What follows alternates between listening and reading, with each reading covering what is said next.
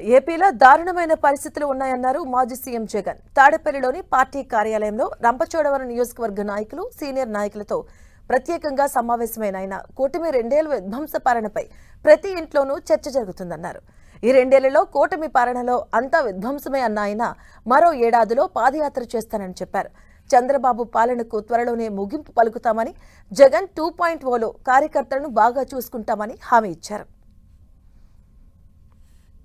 ఈ 2 ఏళ్లలో జరిగిన పాలన ఒకసారి ప్రతి ఇంట్లో కూడా చర్చనీయాంశంగానే మారింది.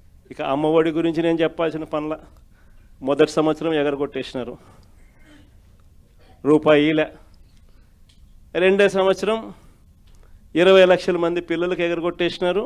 చూస్తా చూస్తా కన్ను మూసుకొని తెరిచేసరికి 2 ఏళ్ళు అయిపోయింది. దేవుడు దయ వల్ల ఉన్నది ఇంకా 3 ఏళ్ళే.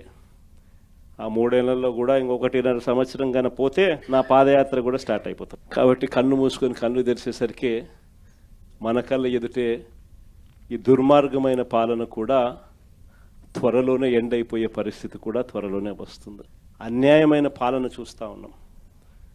ఎవరైనా కూడా ఈ విషయాల మీద చంద్రబాబు నాయుడు గారిని గట్టిగా ఎవరైనా ప్రశ్నిస్తే వెంటనే వాళ్ళ మీద కేసులు, విపరీతమైన హెరాస్మెంటు, ఇటువంటి రెడ్ బుక్ రాజ్యాంగం కూడా చూస్తాం. జగన్ 2.0 స్టార్ట్ అయిన తర్వాత